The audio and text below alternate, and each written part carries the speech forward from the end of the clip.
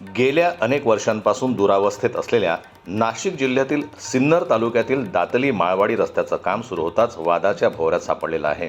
ग्रामस्थांनी सातत्यानं पाठपुरावा करून या रस्त्याच्या कामास मंजुरी मिळवली होती। मात्र प्रत्यक्ष काम सुरू झाल्यानंतर ठेकेदाराकडून नियमबाह्य व निकृष्ट दर्जाचं काम होत असल्याचा आरोप ग्रामस्थांकडून करण्यात येतोय।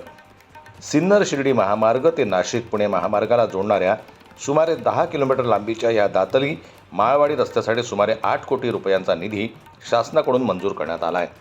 अवघ्या 10 किलोमीटरच्या रस्त्यासाठी 8 कोटींचा निधी असूनही ठेकेदार मात्र शासनाला चुना लावत असल्याचं चित्र दिसतंय।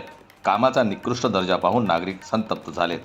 निकृष्ट कामाबाबत संतप्त ग्रामस्थांनी काम देखील थांबवलं। मात्र ठेकेदारानं रात्रीच्या वेळी नियम डावलून आणि योग्य रोलर न फिरवता डांबरीकरण केल्याचं स्थानिकांचं म्हणणं आहे। त्यामुळे दुसऱ्याच दिवशी रस्त्यावर खड्डे पडल्याचे आणि खडी उखडल्याचं चित्र पाहायला मिळालं।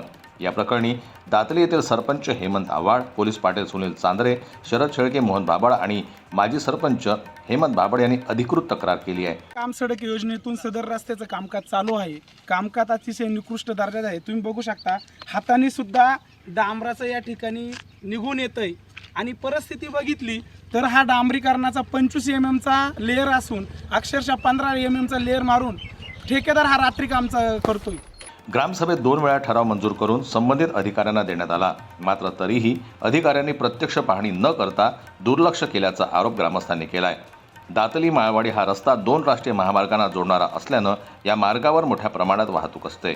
त्यामुळं निकृष्ट काम झाल्यास भविष्यात अपघातांचा धोका वाढण्याची शक्यता व्यक्त होती आहे। ग्रामस्थांनी या कामाची तातडीने चौकशी करून दर्जेदार काम करण्याची मागणी केली आहे। ब्युरो रिपोर्ट, जनमत लाईव्ह न्यूज, दातली।